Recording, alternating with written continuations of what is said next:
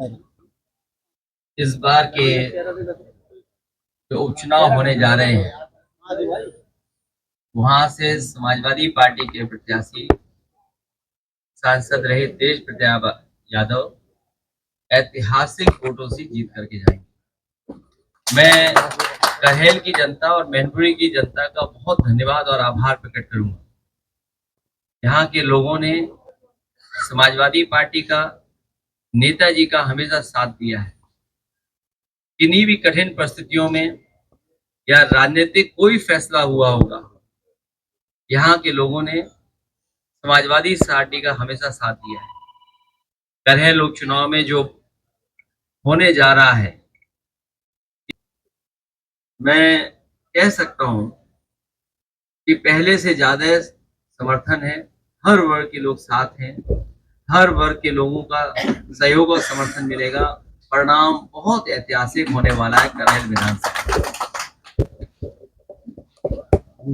जहां तक भारतीय जनता पार्टी का सवाल है, Bharatiya Janata party by elections में किसको लड़ाएं, कैसे पीडीए का मुकाबला करें। पीडीए से घबराए हुए वो बैठे हुए हैं। पहले तो कभी कभी सुन भी लेते थे उनके मुंह से पीडीए, लेकिन इधर जो पीडीए की ताकत या पीडीए के लोग इकट्ठे हुए, एकजुट हुए, अब पीडीए कहना भी वो भूल गए। और इसलिए भूल गए हैं कि पिछले जितने भी फैसले उनके हुए हैं और पूरा कार्यकाल उठा करके देख लें, सबसे ज्यादा भेदभाव, सबसे ज्यादा अन्याय, सबसे ज्यादा भेदभाव का शिकार अगर कोई हुआ है तो ये पीडीए परिवार के लोग। मैं जानता हूं, क्योंकि चैनल बहुत पेड होते हैं आजकल। जिस तरह से एक नई संस्कृति है, नई टेक्नोलॉजी के साथ प्रीपेड चलते हैं, प्रीपेड पोस्ट पेड। जब मैं देख रहा था तो चिंता चैनलों को इस बात की थी कि तेज प्रताप ने तिलक कितना बड़ा लगाया है। उन्हें विकास की चिंता नहीं है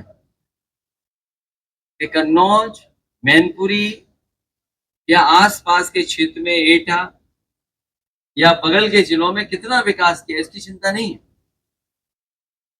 चिंता इस बात की भी होगी कि कौन कौन बैठा था कुर्सी पर, कौन कौन तस्वीर में है। आज सवाल वही है जो पहले थे। महंगाई वैसे ही बढ़ती चली जा रही है, बेरोजगारी वैसे ही बढ़ी है, और जिस रफ्तार से समाजवादियों ने विकास करना शुरू किया था, उस विकास को रोकने का काम किया। संविधान की लड़ाई, बाबा साहब भीमराव अम्बेडकर जी का दिया हुआ संविधान, उसके तहत जो हक अधिकार मिलने चाहिए वो भी अभी अधूरे हैं। जो लड़ाई जीती लोकसभा में, उसमें थोड़ा बहुत रुके हैं भाजपाई, लेकिन अभी भी उनके फैसले ऐसे नहीं हैं जिससे कि सभी को न्याय मिल रहा हो। ये अपने आप को हर संस्था से ऊपर समझते हैं, इनके लिए कोई संस्था नहीं है। भारतीय जनता पार्टी के लोग अपने इशारे पे चला रहे हैं। ये सदस्यता कम कर रहे हैं, जमीनों पे कब्जा ज्यादा कर रहे हैं। इनकी जो सदस्यता चल रही है वो कम चल रही है, लेकिन जमीनों पे कब्जा ज्यादा चल रहा है। इतना भ्रष्टाचार, बेईमानी, लूट कभी नहीं होगी जितनी इनकी सरकार में होगी।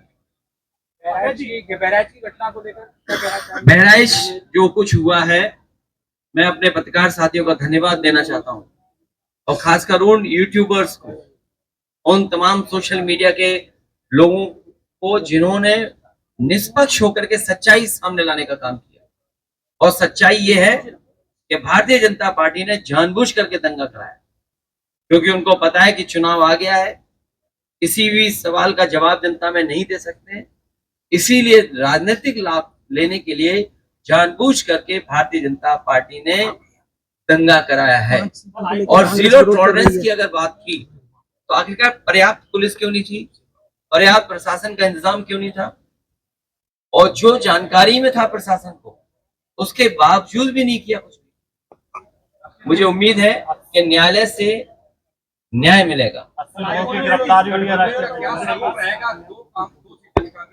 अब भारतीय जनता पार्टी जिसको चाहे उसको गिरफ्तार कर ले, पत्रकार साथी भी गिरफ्तार हो जाते हैं। अगर वो कोई सच्ची न्यूज चला दें तो फोन आ जाता है उनके पास। उनको बाकायदा ब्रेकिंग न्यूज व्हाट्सएप पे मिलती है कि आपको ब्रेकिंग न्यूज यही चलानी है जो व्हाट्सएप पे आई है।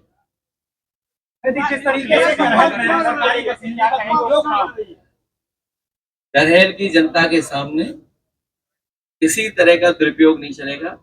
सामने से दुरुपयोग दिखाई देगा, लेकिन वही अधिकारी कहेंगे अरे जीत तो आप ही रहे हो, हम समर्थन आपका ही कर रहे हैं। अध्यक्ष जी, नामांकन प्रक्रिया शुरू हो चुकी है, लेकिन अभी तक प्रत्याशी नहीं पहुंच पाए सीटों पर। अभी चाचा ने जो कहा वो ठीक कहा कि उनके पास प्रत्याशी नहीं है, ढूंढ रहे हैं।